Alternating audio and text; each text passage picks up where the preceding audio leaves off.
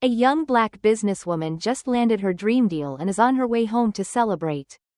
But everything changes the moment she steps into her first-class seat.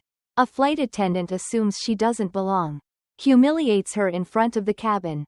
What happens next? In just 10 minutes, shocks everyone and sets off a chain of events that no one could have anticipated. Stay with me. This is a story you must hear. Before we dive into it, let me know where you're tuning in from. And if you find this story inspiring, don't forget to like, comment, and share to spread the message. It all started as just another day in the sky. It began as most days in the city do, with the quiet bustle of people moving as if on invisible tracks, each bound by a rhythm of habit and necessity. For Sam Bennett, a 45-year-old black man with a steady job at the city's Department of Transportation, mornings were usually predictable. He liked it that way. He lived in a world where small disruptions often carried the weight of unseen consequences. On this particular Monday, the sky hung low, heavy with the threat of rain. As Sam stepped out of his apartment, his building, a red brick walk-up in a neighborhood undergoing slow but persistent gentrification, had stood witness to decades of change. The hardware store on the corner had become a coffee shop with a chalkboard menu. The barbershop where he used to take his son now shared a block with a yoga studio. These changes were subtle, but they spoke volumes to those who had lived there long enough to see them. Sam pulled his coat tighter against the cold and walked to the bus stop, his lunch neatly packed in a brown bag tucked under his arm. The bus stop was already crowded, mostly with the usual mix of workers heading downtown, children in oversized backpacks, and the occasional elder clutching a shopping cart. Sam stood a little apart from the group, instinctively aware of the space he occupied. When the bus arrived, he boarded with practiced efficiency, greeting the driver with a polite nod.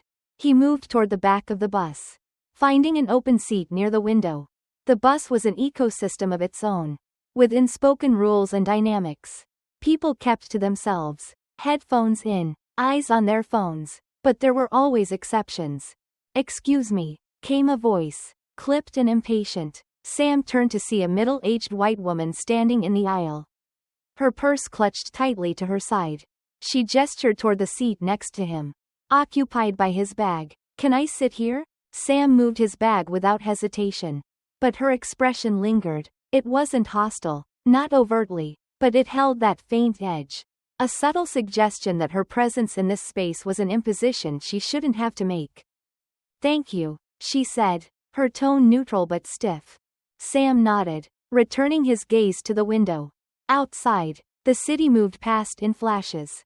Bodegas, murals, the occasional vacant lot. The woman's presence beside him was unobtrusive at first.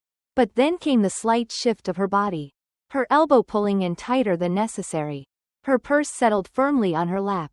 The signs were small, barely perceptible, but Sam felt them nonetheless, as one feels the weight of air thick with an approaching storm.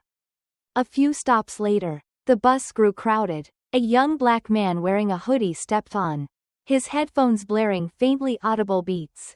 He scanned the bus for a seat but found none. Standing in the aisle, he gripped the pole nearest Sam. The woman beside Sam stiffened visibly, her eyes darting to the young man and then back to her purse. Sam sighed internally. He had seen this before. This quiet choreography of suspicion. It played out in offices, on subways, in grocery store lines. It was never loud enough to call attention to itself but always loud enough to be felt. As the bus jolted forward, the young man stumbled slightly, catching himself on the pole. The woman beside Sam recoiled as if the movement posed some unspoken threat. "Careful there," Sam said to the young man, offering a brief smile. The young man nodded, mumbling thanks. His eyes carried a mix of gratitude and weariness, the kind that came from navigating too many spaces where his presence felt unwelcome. The rest of the ride passed uneventfully, but the mood lingered. By the time Sam reached his stop, he felt the familiar tightness in his chest, the kind that came from swallowing too many moments that demanded more than they offered. Stepping off the bus, Sam inhaled deeply, the cold air sharp against his lungs. The city sprawled before him, indifferent and alive. The day was only beginning. And already the quiet murmur of difference had followed him like a shadow. This was life, he thought, a series of small tests, each one leaving a mark. And as he walked toward his office, his mind began to turn over the question that always lingered at the edges of these moments. How many marks could a man bear before they began to shape him entirely? The hum of the fluorescent lights in the Department of Transportation office was familiar. Almost comforting. It was a sound that Sam Bennett had come to associate with routine. With the quiet predictability of his work. The office, with its beige walls and gray cubicles, was a space where he could be efficient, focused, and, most importantly, invisible when he needed to be. As he settled into his desk that morning, Sam glanced over at the stack of reports waiting for his review. Data on city traffic patterns, public transit schedules, infrastructure proposals. It was the kind of work that didn't demand creativity but required precision. Sam liked precision. It kept the chaos of the world outside at bay. "Morning, Sam," called Linda from across the aisle, her cheery tone cutting through the quiet. Linda was one of the few people in the office who consistently greeted him. Her genuine warmth a rarity in a space where colleagues often spoke to each other only when necessary. "Morning, Linda," Sam replied, offering a small smile before returning to his screen.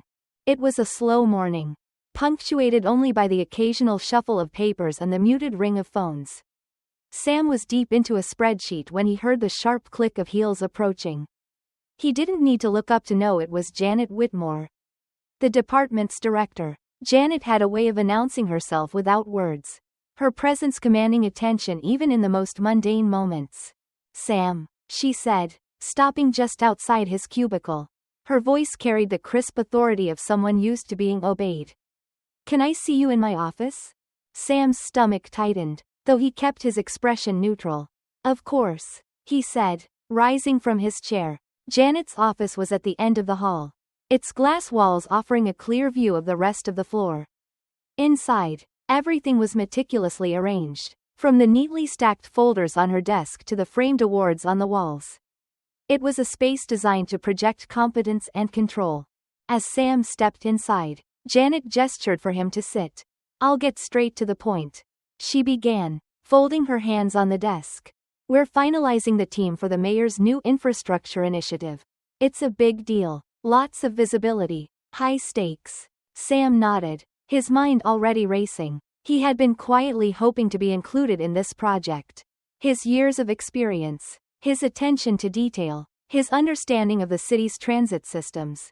All of it made him an ideal candidate. "I'm putting you on the team," Janet said, her tone even.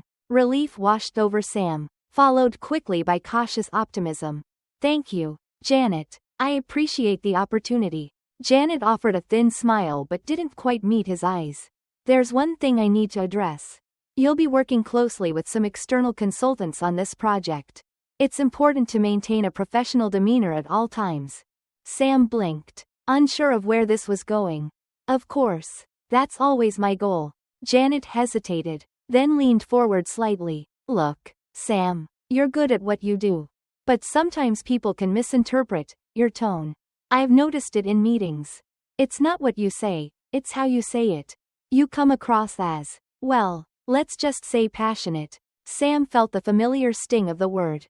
Passionate. It was the kind of word used to describe black professionals when they were seen as too assertive, too direct. It was a polite way of saying intimidating. "I understand," Sam said carefully, though his chest tightened with frustration. "I'll keep that in mind." Janet nodded, apparently satisfied. "Good. That's all for now. I'll send you the project brief this afternoon." As Sam returned to his desk, he couldn't shake the weight of the conversation. He replayed Janet's words in his mind, dissecting their implications. He thought about the countless times he had been told to soften his approach, to temper his confidence, to make himself smaller for the comfort of others. The rest of the day passed in a blur. When the email with the project brief arrived, Sam opened it immediately, immersing himself in the details. But even as he focused on the work, Janet's words lingered, a quiet reminder of the unspoken rules he was expected to navigate. At the end of the day, as Sam packed up his belongings, Linda stopped by his desk.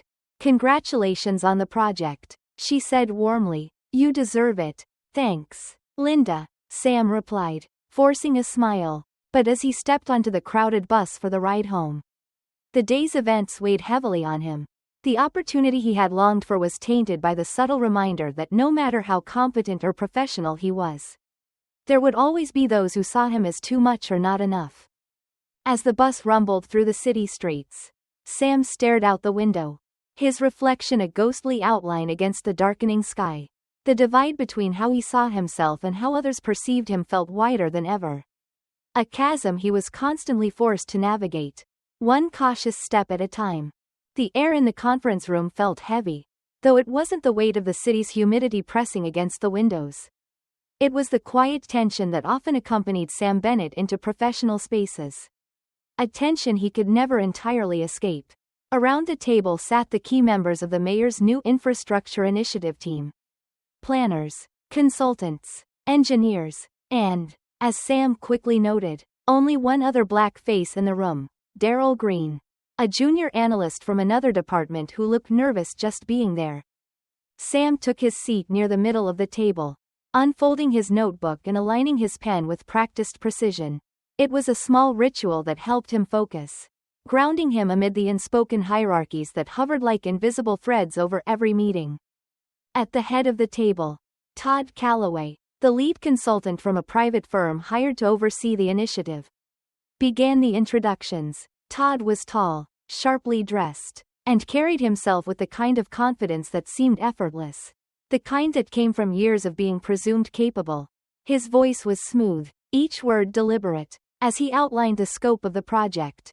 "As we begin this ambitious initiative," Todd said, glancing briefly at Sam before moving on, "it's critical that we all stay aligned. I've reviewed everyone's credentials and backgrounds, and it's clear we've got a talented team here." Sam recognized the undertone immediately.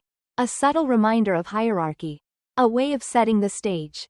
Todd's gaze lingered on certain individuals, those whose expertise he clearly deemed essential, before skipping over others, including Sam and Daryl.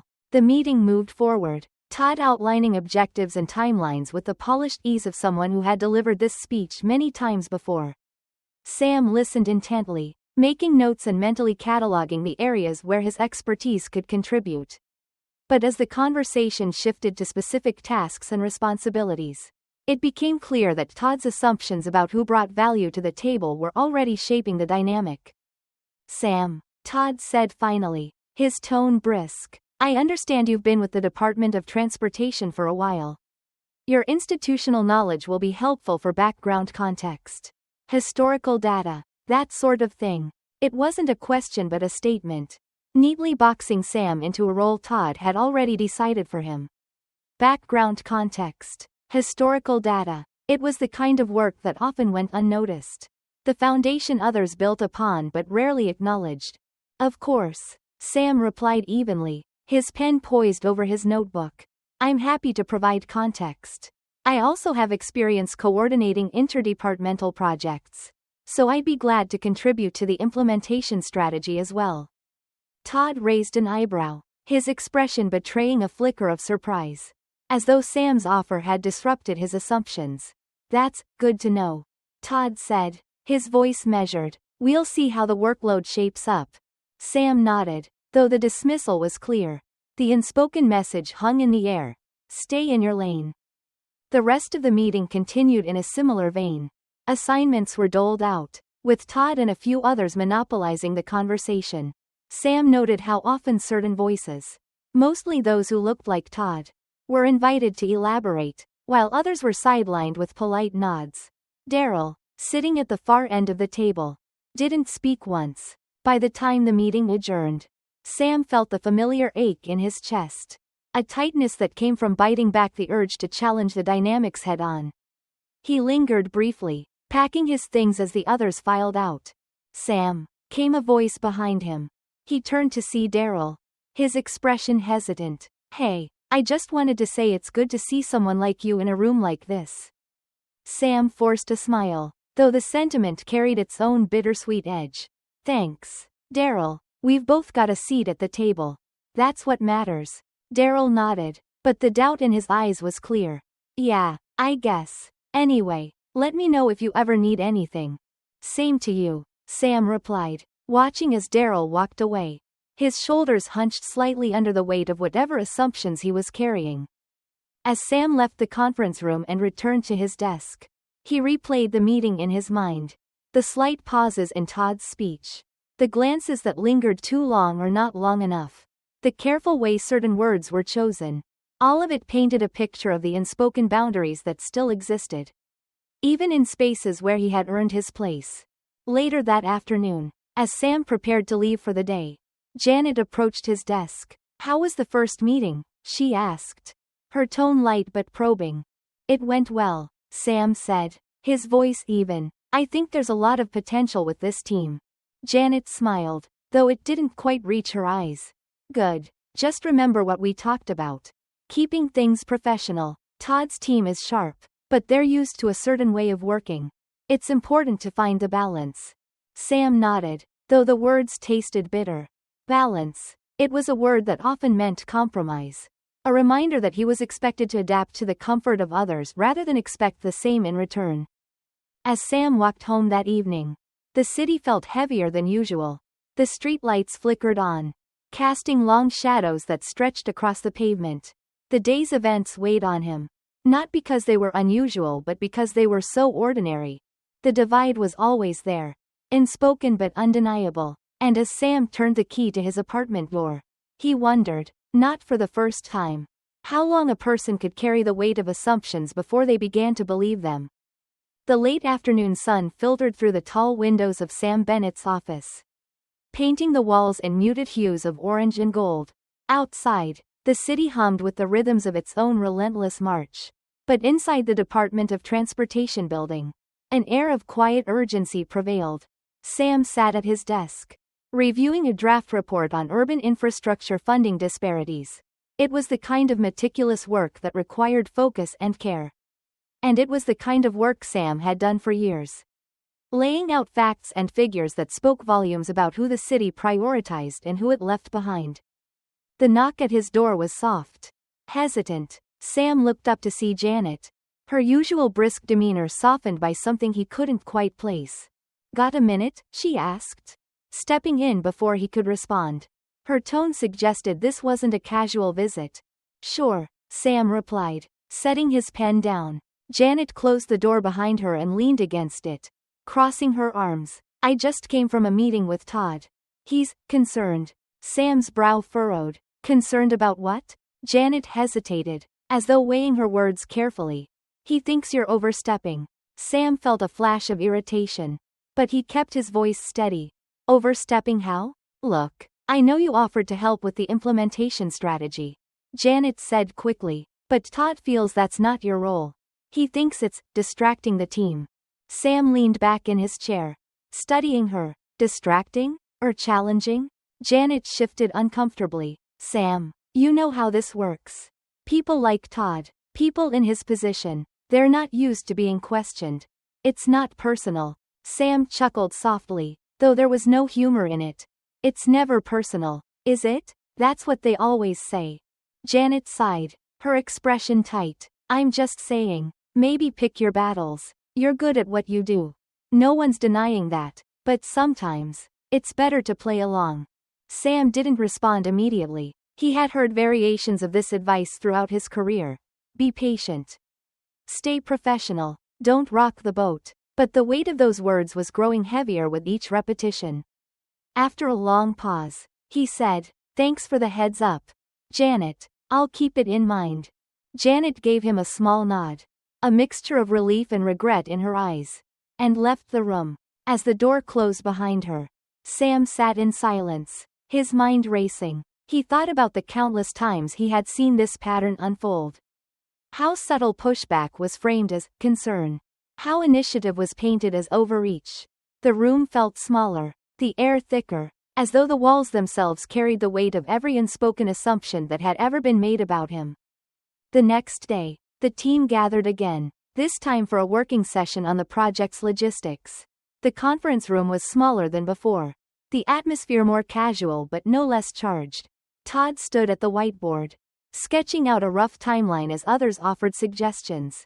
Sam, Todd said, turning to him with a practiced smile. Any updates on that historical data? We'll need it for the presentation next week. Sam nodded, his expression neutral. I've got most of it compiled. Should be ready by Friday. Perfect, Todd said, his attention already moving on. Sam clenched his pen tightly, biting back the urge to say more. He had ideas, good ones, about how to streamline the implementation plan. But he could feel the invisible boundary Todd had drawn around him. Offering those ideas now would only confirm the narrative Janet had warned him about. The meeting continued, the conversation shifting to community engagement strategies. One of Todd's colleagues, a younger consultant named Aaron, suggested a public forum to gather feedback. Great idea, Todd said. Sam, maybe you can help coordinate that? You've got experience dealing with those communities. Sam bristled at the phrasing but kept his voice steady. I'd be happy to help. But I'd also suggest involving Daryl. He's done a lot of work on community engagement recently. Todd hesitated, as though the suggestion had thrown him off balance. Daryl? Oh, sure, that's a good point. Across the table, Daryl's eyes widened slightly, a flicker of gratitude flashing across his face.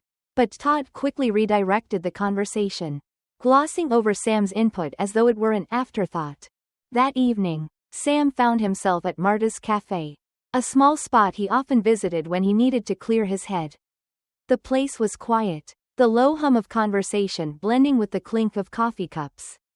Sam sat at a corner table, nursing a cup of black coffee and staring out the window.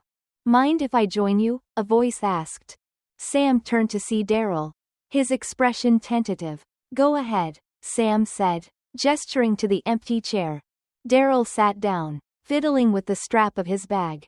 For a moment, neither of them spoke. Finally, Daryl said, I wanted to thank you for what you said in the meeting. Sam nodded. You're welcome. Daryl hesitated, then added, it's hard sometimes, you know, feeling like you're always one step behind, no matter how hard you work. Sam met his gaze, the weight of Daryl's words settling between them. I know exactly what you mean. They sat in silence for a while, the unspoken understanding between them needing no further explanation. Outside, the city moved on, oblivious to the quiet battles being fought in rooms where decisions were made. That night, as Sam lay in bed, he thought about the day's events. The quiet resistance, the small victories, the unrelenting weight of proving himself again and again. He thought about Daryl, and how much of himself he saw in the younger man's eyes. The fight wasn't new, but it was exhausting, and yet, as the city's distant hum lulled him to sleep, Sam knew he couldn't stop. The walls around him might be invisible, but they were real, and every quiet defiance, every moment of solidarity, was a step toward breaking them down. Sam Bennett sat at the edge of the conference room table, his fingers tapping a rhythm of barely concealed frustration against his notepad. Around him, voices rose and fell in a symphony of guarded professionalism, the kind that filled corporate rooms when the stakes were high, and trust was low. Today's discussion centered on the Community Engagement Initiative, a key part of the infrastructure project he'd been working on for months.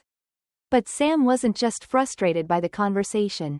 He was frustrated by the room itself. The people gathered around the table, each dressed in variations of gray and navy, all looked remarkably alike. Of the dozen or so participants, only Sam and Daryl represented any kind of diversity, and Daryl had been relegated to taking notes near the far end of the table. Sam could feel the weight of his own presence, a single, unspoken reminder to the room that the communities they were discussing were not abstractions but living realities for people like him. Across the table, Todd was in full form, speaking confidently about public relations strategies as though they were solutions in themselves. His words were slick, well-rehearsed, but they carried the weight of distance, a careful detachment from the people their decisions would affect. We need to make sure the messaging resonates, Todd said, gesturing vaguely. If we focus too much on the disparities, we risk alienating key stakeholders. Balance is key. Sam couldn't keep quiet any longer. Balance, or erasure? He asked, his tone even but pointed. Todd paused, his smile faltering. I'm sorry? I'm saying, Sam continued, that we need to confront these disparities head-on. Ignoring them doesn't make them go away. It just reinforces the idea that some voices matter more than others. The room fell quiet, all eyes on Sam. He felt the familiar tension, an electric hum that seemed to charge the air whenever he challenged the status quo. He glanced at Daryl, who offered him a faint nod of encouragement. Todd recovered quickly, his smile returning, though it didn't reach his eyes. I appreciate your passion, Sam, but we need to be pragmatic. Too much focus on disparities could be divisive. Sam leaned forward, his gaze steady. Divisive to whom? The communities living with these disparities? Or the stakeholders who prefer not to acknowledge them? The silence that followed was heavy. But Sam didn't waver. He knew the risk of speaking up, the unspoken consequences that often followed. But he also knew the cost of staying silent. He'd seen too many projects fail the people they were supposed to help because those people's realities were deemed too uncomfortable to confront. That evening, Sam found himself at his sister Evelyn's house, sitting on her worn but welcoming couch. Evelyn was in the kitchen, humming a gospel tune as she prepared dinner, her movements as fluid and rhythmic as the melody. The smell of collard greens and cornbread filled the air, a comforting contrast to the sterility of the day. Long day? Evelyn asked, poking her head out from the kitchen. You could say that, Sam replied, loosening his tie. Evelyn came into the living room, wiping her hands on a dish towel. She sat beside him, her eyes soft with concern. Talk to me. Sam hesitated, then sighed. It's the same thing, Evie. Trying to get these people to see what's right in front of them without making them feel attacked. Evelyn raised an eyebrow. Attacked? For hearing the truth? Sam shrugged. That's how it feels to them.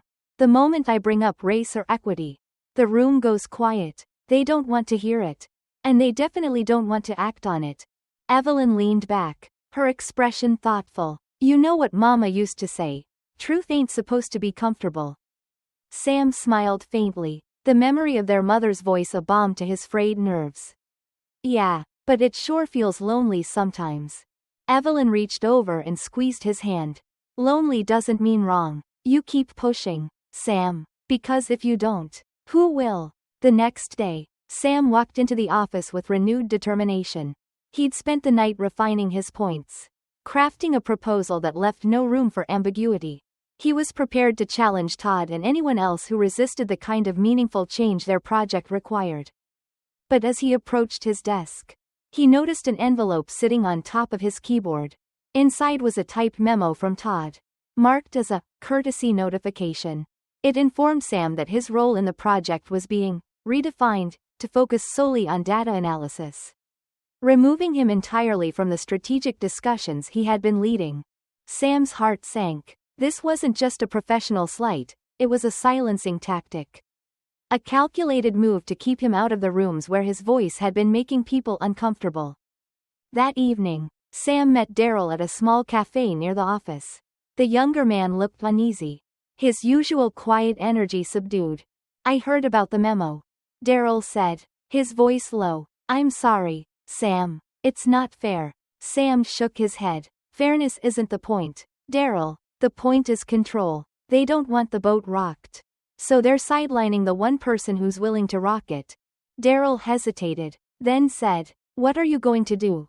Sam sipped his coffee, the bitterness matching his mood. What I always do. Keep pushing. But this time, I'll need backup. Daryl looked uncertain but nodded. You've got it. Sam smiled faintly, a flicker of hope cutting through the frustration. He wasn't alone. Not entirely. And if he had to keep fighting, he'd do so with every ounce of conviction he had. The weight of expectations was heavy, but Sam knew it was also a testament to his purpose. The road ahead was uncertain, but the path was clear. Sam sat on the subway, the familiar metallic hum vibrating through the air as the train snaked its way downtown. The cityscape blurred past the window, a wash of muted grays and browns that seemed to mirror the heaviness in his chest. He had spent the past week navigating the fallout from Todd's memo.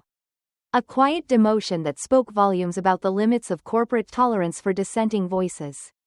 Across from him, An elderly black man adjusted his worn fedora, his eyes fixed on the crumpled newspaper in his hands. Sam found himself studying the man's face, its deep lines and weathered expression a living testament to decades of stories. Some told, many silenced. He wondered if the man, too, had faced the kind of battles that now seemed to define Sam's every step. The train screeched to a halt, jolting Sam from his thoughts. As the doors opened, a flood of passengers poured in, filling the car with a cacophony of chatter and movement. Among them was a young black woman, her face set in a mask of focus as she balanced a laptop bag and a stack of folders. She stood near Sam, gripping the overhead rail as the train lurched forward. "Long day?" Sam asked, offering a small smile. The woman glanced at him, her expression softening. "You could say that." Sam nodded. "What line of work?" "Nonprofit," she replied, shifting her weight as the train swayed. "We're working on a housing initiative, trying to push for more affordable units in the redevelopment projects." Sam's interest peaked. "That's important work. I'm in infrastructure myself." She smiled faintly. "Then you know how much of a battle it is. Seems like every time we make progress, there's another hurdle, another excuse for why equity has to wait." Sam leaned back, her words hitting close to home. "Yeah, I know that fight all too well." That evening, Sam attended a community meeting at a local church, its basement filled with folding chairs and the faint smell of coffee brewing in the corner. The room buzzed with quiet energy as residents gathered to discuss the latest plans for a nearby development project. As Sam listened, he noticed the subtle dynamics at play. The meeting was ostensibly about collaboration. Yet the voices of those most affected by the changes, the residents themselves, were often drowned out by the polished, professional tones of the developers and planners in attendance. Their language was full of assurances and careful phrasing, but beneath it lay an undeniable sense of condescension. A woman named Mrs. Harper, her voice steady despite her years, stood to speak. "I've lived in this neighborhood for over 40 years, she said, her gaze sweeping the room. "I've seen it change in ways I never thought possible. And now you're telling me that these new developments will improve our lives. But what I see is my friends and neighbors being pushed out. Priced out. How is that progressing?" The developers exchanged glances, their smiles strained. One of them, a man with a meticulously trimmed beard, responded with practiced calm. "We understand your concerns, Mrs. Harper, and we're committed to ensuring this project benefits everyone. That's why we've included community input sessions like this one." Mrs. Harper's eyes narrowed. Input doesn't mean much when the decisions are already made. The tension in the room was palpable.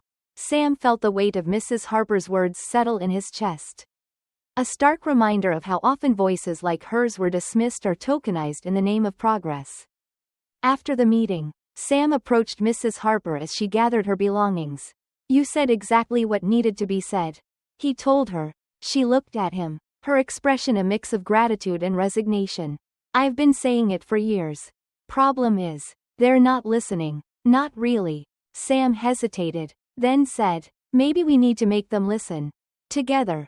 Mrs. Harper studied him for a moment, then nodded. "You might be onto something, young man." The following week, Sam found himself standing before the city council, his pulse pounding as he prepared to speak.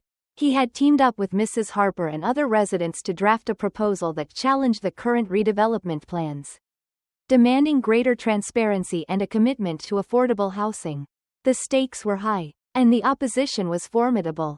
As he began to speak, Sam felt the weight of the room pressing down on him. The council members listened with polite detachment, their expressions unreadable. But Sam didn't falter. He spoke of the community's history, its resilience, and its right to thrive without being displaced. He invoked data, personal stories, and moral responsibility, weaving a narrative that was both impassioned and undeniable. When he finished, the room erupted in a mix of applause and murmurs. Mrs. Harper squeezed his arm as he returned to his seat, her smile small but full of pride. That night, as Sam walked home, he felt a flicker of hope amid the lingering tension. The fight was far from over. But for the first time in weeks, he felt a sense of momentum, a belief that change was possible, even in the face of systemic resistance. He glanced at the sky, the stars faint but steady above the city's glow. The path ahead was long and uncertain. But Sam was determined to walk it, carrying the voices of his community with him every step of the way. The evening sky over the city hung heavy with the kind of dense gray clouds that seemed to trap the day's heat, making the air feel thick and unyielding. Sam stood in front of the municipal building, his hands in his pockets, staring at the imposing glass facade that reflected the bustling street behind him. The building symbolized power and bureaucracy, an institution built to serve the people but often wielded as a tool to suppress them. Inside, a pivotal meeting was about to take place. The city council would vote on the revised redevelopment plan, one that, thanks to Sam and his coalition of residents, included provisions for affordable housing and protections for long-term tenants. But Sam wasn't naive. He knew that compromises made behind closed doors often diluted promises, turning hard-fought victories into hollow gestures. The real question wasn't whether the council would vote to approve the plan. It was whether they would honor it in practice. Inside the chamber, Sam sat next to Mrs. Harper, her presence a steadying force. The room was filled with a diverse crowd. Residents, activists, developers, and reporters, all eager to witness the decision that would shape the future of the neighborhood. The council members sat in a row on an elevated platform, their expressions varying from bored detachment to feigned attentiveness. As the meeting began, the council chair, a middle-aged white woman with a practiced smile, addressed the room. Tonight, we consider a plan that represents months of work and input from the community. This redevelopment project has the potential to transform our city, and we are grateful for the voices that have guided us. Sam bristled at the perfunctory acknowledgement. He had heard similar platitudes before, words that smoothed over deep divides without ever addressing them. One by one, speakers approached the podium. A developer in a sharp navy suit spoke first, emphasizing the economic benefits of the project. This plan is a win-win for everyone, he declared. New housing, new jobs, and a revitalized community. Next came a young activist, her voice shaking with barely contained anger. You call it revitalization, but what it really means is displacement. Our neighbors can't afford these so-called improvements. Your pricing is out of the very homes we've built our lives in. The tension in the room was palpable. Sam's turn came, and as he approached the podium, he felt the weight of 100 eyes on him. He spoke not with anger but with a calm, measured intensity that drew people in. This isn't just about numbers or blueprints, Sam began, his voice steady. It's about people, families who have lived here for generations, elderly residents who don't have the resources to start over, children who deserve to grow up in stable communities. This neighborhood has a rich history, but it's being treated like a blank slate for profit. We're not asking for charity. We're asking for justice. He let his words settle into the room, watching the council members shift uncomfortably in their seats. This plan is a step in the right direction, he continued, but a plan is only as good as the people who implement it. We need oversight, transparency, and accountability to ensure that the promises made here tonight are kept. After Sam spoke, Mrs. Harper took the podium. Her voice, though aged, carried a strength that silenced even the most restless in the room. I've seen a lot of plans in my day, she said, and I've seen how often they fail people like me. But I'm here tonight because I believe in this community. And I'm here to remind you, our council, that your duty is to us, the people who elected you, not to the developers who see dollar signs where we see homes. The crowd erupted into applause, a wave of solidarity that momentarily drowned out the murmurs of discontent from the developers' side of the room. Sam watched as Mrs. Harper returned to her seat, her head held high. When the vote finally came, it was close. The council approved the plan, but not without controversy. As the crowd filed out of the chamber, Sam felt a mix of relief and apprehension. The battle was far from over. Securing the plan's approval was only the beginning. Outside, the air was cool, the earlier humidity giving way to a light breeze. Sam stood with Mrs. Harper and a few other coalition members as reporters swarmed them. Cameras flashing and microphones thrust forward. Do you consider tonight a victory? One reporter asked. Sam glanced at Mrs. Harper, who nodded slightly, then turned to the reporter. It's a step forward, he said carefully. But a victory? That depends on what happens next. Later that night, as Sam walked home, he replayed the day's events in his mind. The council's hesitance, the developers' resistance, the community's unwavering determination. It all reflected the larger struggle. The constant push and pull of progress and prejudice. The real fight wasn't just about this neighborhood or this project. It was about challenging a system that thrived on inequality and inertia. Sam paused at a street corner. The distant hum of the city filling the air. He thought of the generations before him who had fought similar battles. Their victories and defeats paving the way for his own. The road ahead was daunting. But Sam knew he wasn't walking it alone. Mrs. Harper's words echoed in his mind. Your duty is to us. For the first time in weeks, Sam allowed himself a small smile. The shadows of the unspoken still loomed large. But tonight, a light had broken through, and he was determined to make it shine brighter. The morning after the council meeting, the neighborhood was quiet, as if it too were holding its breath. Sam sat by his window, staring out at the narrow street lined with brownstones and old oak trees, their roots cracking the pavement like scars. In the distance, children's laughter floated on the breeze, mingling with the faint clang of a garbage truck and the chatter of neighbors. The battle for the redevelopment plan wasn't over, though the vote had passed. It was clear the forces of opposition would regroup. Sam's phone buzzed constantly with messages from coalition members, reporters requesting interviews, and neighbors seeking updates. The weight of responsibility pressed down on him, heavy but familiar. By mid-morning, Sam was back at the community center. Mrs. Harper, ever the early riser, was already there, her wiry frame moving with surprising energy as she organized a stack of flyers. They were preparing for a town hall meeting that evening, a chance to update the community on the council's decision and strategize next steps. You look tired, Mrs. Harper remarked without looking up. Sam chuckled, rubbing his eyes. I am tired. She glanced at him, her gaze piercing. Rest later. We've got work to do. Sam nodded, though he wasn't sure when later would come. He could feel the tension in the air, an unspoken anxiety that simmered just beneath the surface. Some neighbors were optimistic, hopeful that the council's approval signaled real change. Others were skeptical, wary of promises that had been broken too many times before. As the sun dipped low on the horizon, the community center filled with residents. The room buzzed with conversation, a mix of excitement and unease. Sam stood at the front with Mrs. Harper and a few other coalition members, their presence a symbol of the collective effort that had brought them this far. Sam began the meeting with a summary of the council's decision, emphasizing the importance of vigilance moving forward. This plan is a step in the right direction, he said, his voice steady despite the fatigue creeping into his bones. But it's just a step. The real work starts now. A hand shot up in the crowd. It was Mr. Carter, a retired schoolteacher known for his sharp wit and even sharper tongue. How do we know they'll keep their word? He asked, his tone skeptical. What's stopping them from watering this down once the spotlight's off? Sam hesitated, searching for the right words. He knew Mr. Carter wasn't alone in his doubts. We hold them accountable, he replied finally. Every promise, every deadline, every dollar spent, we track it, and if they falter, we remind them who they're supposed to serve. Mrs. Harper stepped forward, her voice carrying the weight of lived experience. This isn't the first time we've had to fight for what's ours, she said, and it won't be the last.